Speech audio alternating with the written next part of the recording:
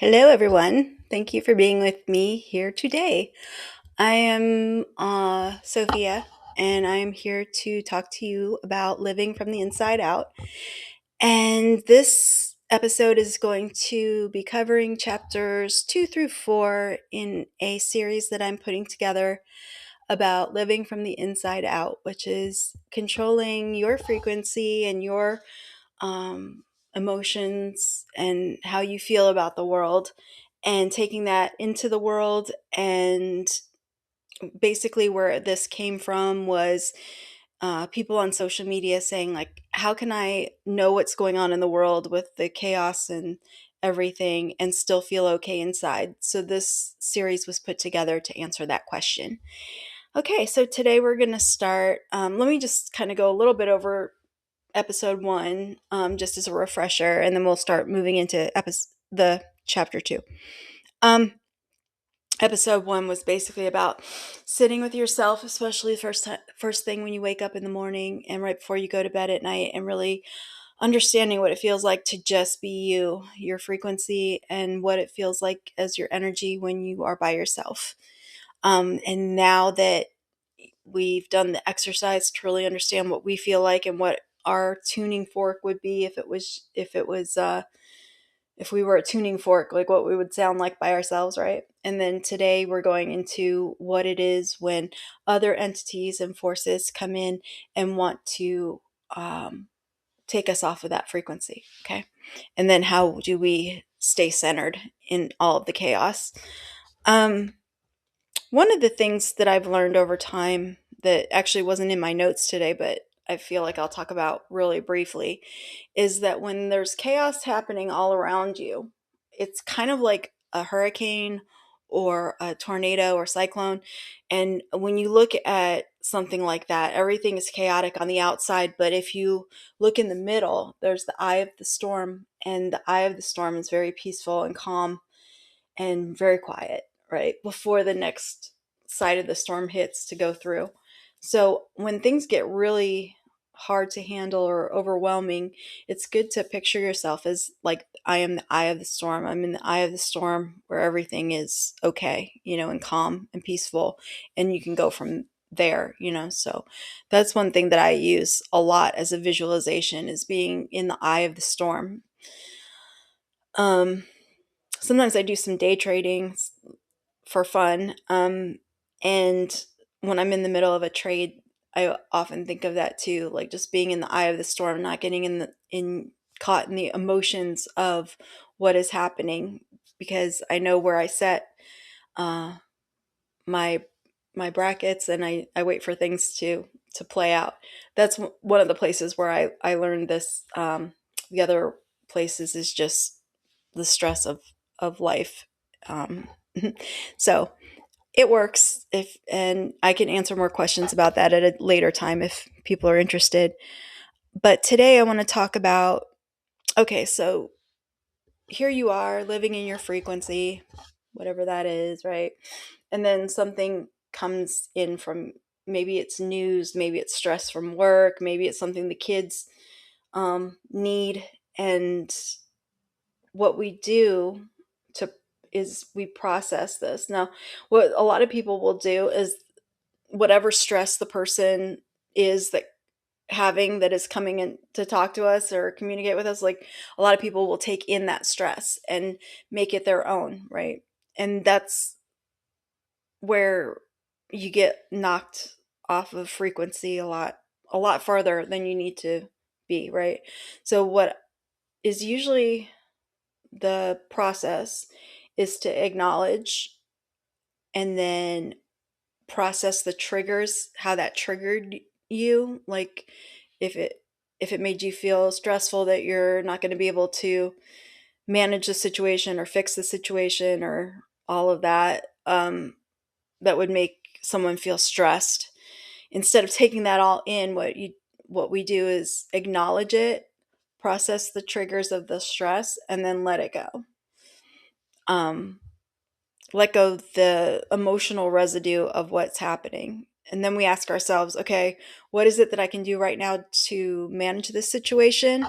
And what do I need to surrender to forces greater than me, especially when it comes to news or something that is big and not in your control, right? So the important thing is to not internalize other people's stress, to manage the situation as best as you can with what you can control, but not take on the emotional load of the external force, and to try to get back into your frequency as soon as possible so that you can get the things done that you need to in a day and just feel okay and centered and well balanced. So, what I was thinking of when I was writing this is a lightning rod, um, because when we're stressed, like cortisol will hit, and there'll be like a cortisol hit, and that's almost like a lightning bolt, a bolt of lightning.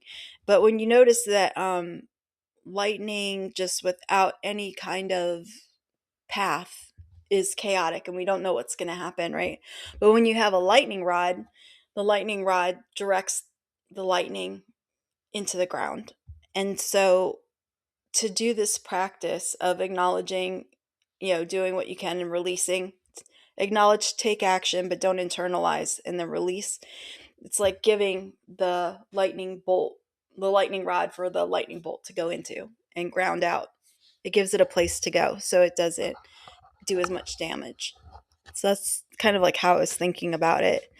Um, let the external experiences go through you like a lightning rod, and stay in alignment with your own frequency for the day. So that's chapter 2, or like the summary of chapter 2.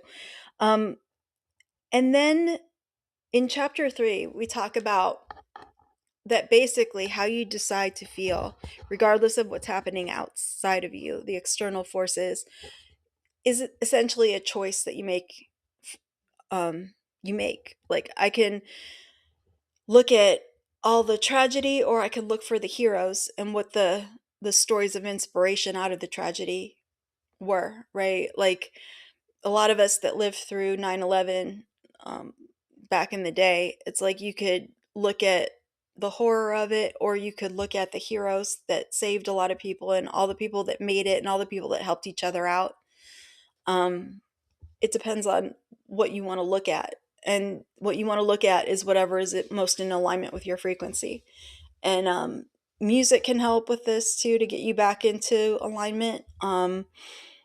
Writing in a journal or whatever form of creative expression you like. Some people like to paint, some people like to dance, some people like to sing, it's like whatever it is to get it out of you, the stressful part, the stressful energy that feels like in excess and overwhelming, to release that through some kind of action, whether the action is something to make the situation better, if that's possible. And if there is no way to really make the situation better, then through art to express it and get the residue of it out of you. So that's what we want to do. We want to make a choice and say, this is how I choose to feel today, regardless of what everybody else wants me to feel. Um, and you can change that if something really major happens to you, that you need to process. You can go into process mode, and that's fine. But we're talking about 90% of the days that nothing significant is happening in life, and it's just the everyday, little nicks and cuts of interacting with society, right? So at that point, I can just decide, yes, all of this is happening outside of me, but I choose to feel good today, whatever that means to you. And again, we go back. This I did a video about this a little while ago, but just to recap a little bit, this goes back to the story of the moth and the firefly, that when we create our happiness and our joy from inside, and through a decision that we're making, and we project that into the outside world around us, then like we can always feel it. We always have it if we're doing the firefly method. If we're looking for our happiness and our validation, and for somebody to have to tell us we're pretty today or whatever it is, and putting it in moth mode, where the moth puts its light outside of itself, and it's inconsistent, and it has to be next to that source to feel that glow, you know. Um, we don't want to be a moth, because a moth, their sense of light and joy is inconsistent because it's dependent on other factors. Where the firefly is light, it embodies the light and embodies the good feeling, and therefore it can have it whenever it wants, because happiness is a feeling, and a feeling can be accessed at any time. A lot of times people will think, no, I can't be happy, but you really could if you wanted to. And that's a whole different, like, we'll go into that in way more depth in the actual course, but that is part of the being good no matter what, right? The living from inside out. So to recap, we know our frequency. We keep our frequency no matter what's going on outside. When things hit us, we process, and then we release, and then we do what we can about. So we take action where we can, we release what we can't, and then we make a decision to come back to our frequency and to be on our frequency as much as we can throughout the day, our preferred frequency of the day, right? And so we process, we reset, and then we continue down our path. And then the last little bit I'll do today is about, this is from chapter 4. And this came to me in a meditation. So let me go through it a little bit. I was meditating, and the idea was this. I kind of started to go into like a daydream or like a dream, and it was showing me this picture of me setting this big wooden table, and it went boom, like down on the ground, thug. And I always remember that part. And it's like this big table, like you might think in medieval times, um, big long banquet table. And I started to decorate it with all the seasonal flowers and all of, tablecloth and seasonal flowers and everything, make it look all nice and welcoming and fun. And then I started to place down all the plates, the plates and the the utensils, all that kind of good stuff. Set the place settings, the table settings, and then I put down all of the really delicious food and got all the drinks ready. And then I looked, and then the guests were starting to come in the door, and there were people who were invited, and everybody was talking and excited because they knew they were going to have a good time and a good dinner and everything. And it was all really awesome, and everybody was excited.